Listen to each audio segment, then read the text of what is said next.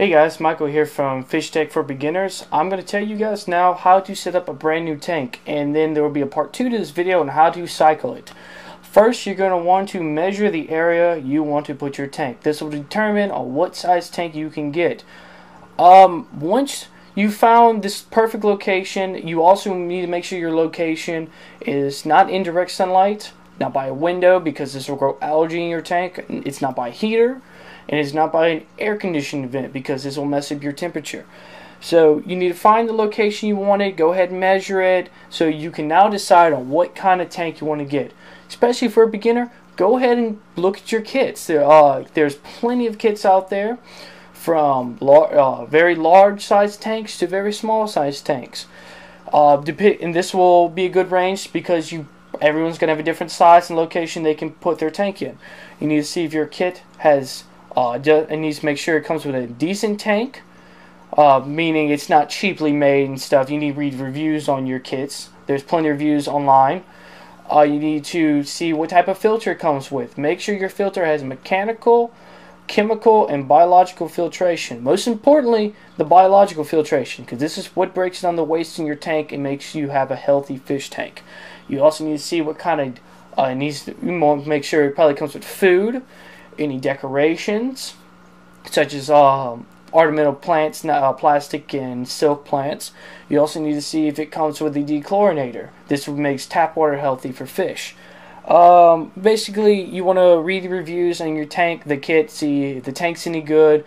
Does it come with a light? If the light's any good, what kind of filters it come with? If it's any good. Also, you need to make sure that the filter will not break on you, because there's nothing worse than having to constantly change your filter out. So check these things out. Read the reviews online. You can either leave a comment on this video and ask to see if the kit's any good. Maybe I've heard of it. If not, maybe somebody else who's watching this video has heard about it and knows something about it.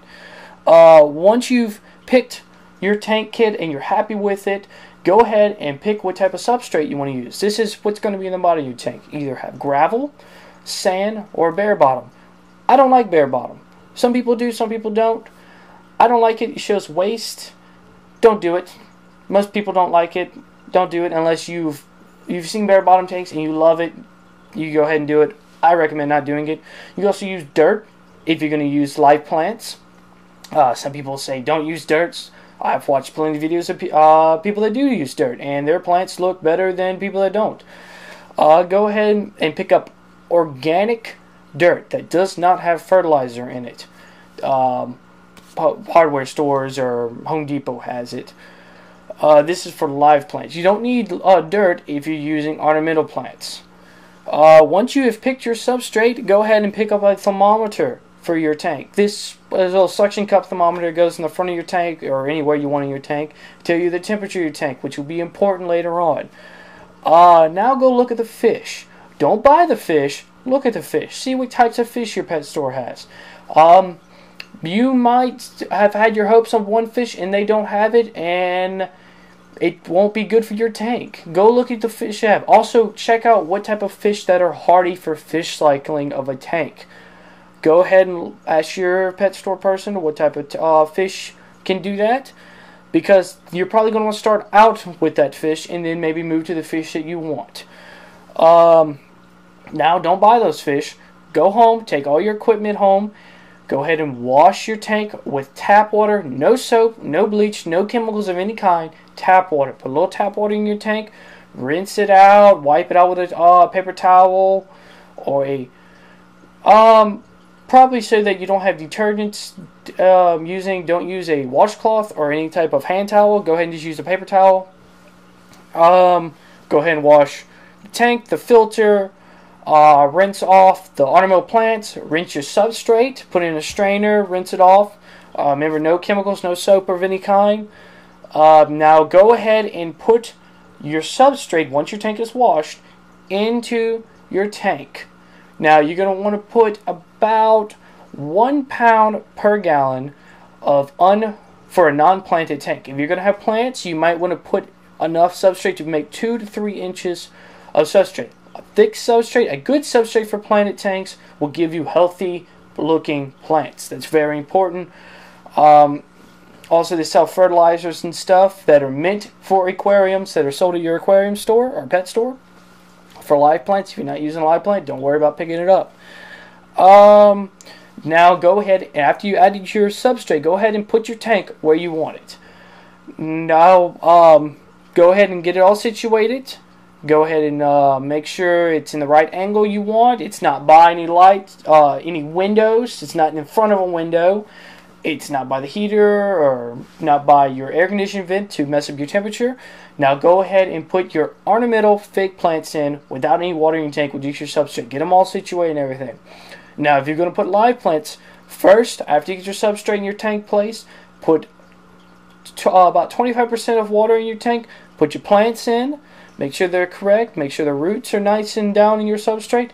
Go ahead and fill the rest of your tank up. Now, to not mess with your substrate and everything, either put your hand in the water and pour on your hand, or put a plate down in the water and pour in the plate, because the water coming out, either whatever you're pouring from, will mess up your substrate if you don't do that, and then you'll be a pain to put it all back together.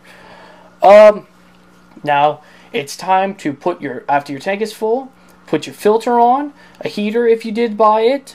If you have a very cold room or a cooler climate, you might want to pick up a heater. Look to see what size heater you're going to need for your tank. Normally, don't get the maximum. Like if your heater does up to 15 gallons, you have a 15-gallon tank, do not do that. Get a heater that does a little bit more.